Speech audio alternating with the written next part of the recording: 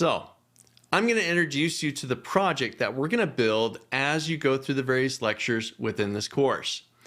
Ultimately, big picture here, we're going to build a template inside of Microsoft Excel that's going to help us manage and track our monthly expenses. This template is going to contain two different worksheets. One, it's going to contain this worksheet right here called the monthly expense dashboard. And you can see all the goodies that we got out here. You're going to build this one from complete scratch. It's going to contain various tables. It's going to contain some graphics, some charts, a pivot table, all to help us manage our finances and track where is our money going. The second worksheet is the expense tracker. This guy right here. We're going to build this table so that every day as you're going through the month, you pay your bills, whether that's your rent, your mortgage, your insurance, your car payment, your credit card, your internet bill, your phone bill, whatever it is. Every day as you pay those, you'll enter those bills right here. As you do that, we'll start to populate the dashboard with that information. And both of these, we're going to build from complete scratch. We'll see various formulas to use, like the sum if, the count A, the offset function. We'll take a look at some formatting tricks that we can use to format our content. We'll create simple charts, and we'll create more complex custom charts to be able to populate our dashboard. So that's what we're going to build, but let's see it in action right here. So I'm going to hop to my monthly expense dashboard, and I'm going to imagine it's now a new month. The new month has started up, and I want to start out my template for that month. So we got three categories here for our various expenses. We got our bills, our expenses, and any subscriptions that we have, like monthly subscriptions like Netflix or a software service or whatever it happens to be. So I'm going to drop in a few bills here. And see, I'm going to anticipate that we got things like rent, we got car, whether that's your car payment or your insurance. We got your health insurance payment. We've got water, we got garbage, right? So on and so on. I can populate that data right here. Now I can give it some due dates. I can give it some expected amounts. Let's say for rent, I'm going to be paying $1,200 a month. Car is going to be, let's say this is the payment. I got a $150 monthly payment. Health insurance is $200. Water is $40. Garbage is $20. And I'm making some stuff up here. But I'm filling out the initial bills that I'm going to expect for this month.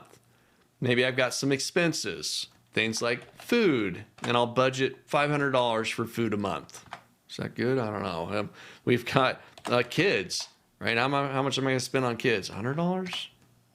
All right, and so on, right? We'll drop these in here. Maybe I got car repair. I'm going to expect for this month that we've got a repair that needs to happen. I'm going to budget $400 for that car repair.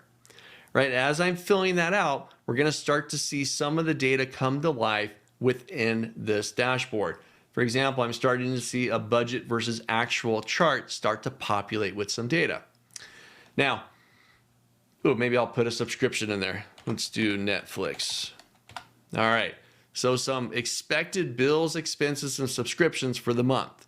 Now, as the month rolls up and we start to pay these bills, I'll hop over to the expense tracker where I'll actually track the bills that I've paid.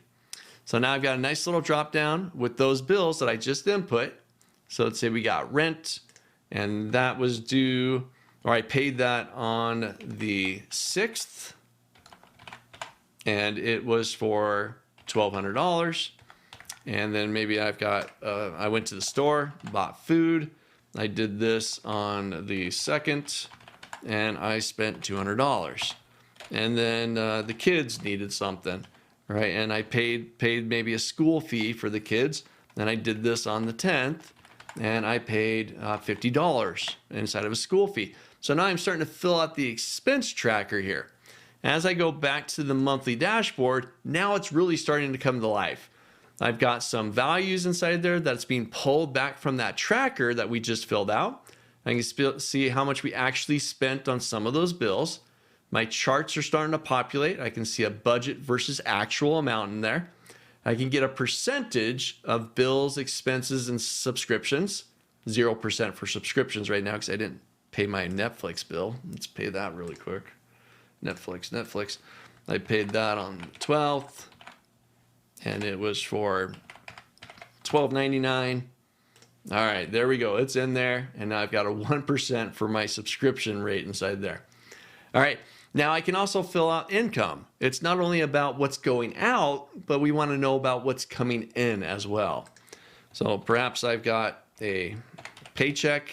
I'll say this is number 1, and I received this on the 6th, and it was for $2,400, right?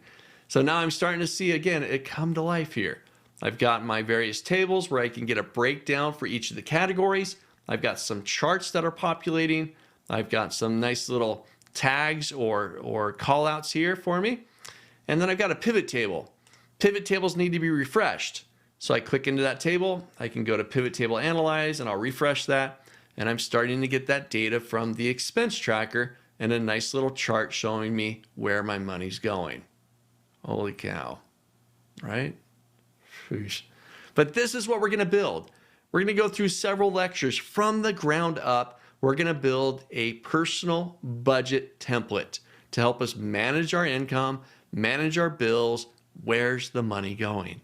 Right? All right here through 2 little tabs.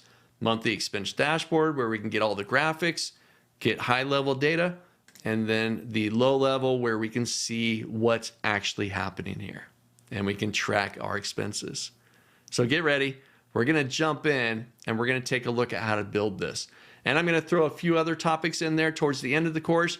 We'll talk about a couple of functions like the loan payment calculator, the investment calculator, and working with Excel data tables.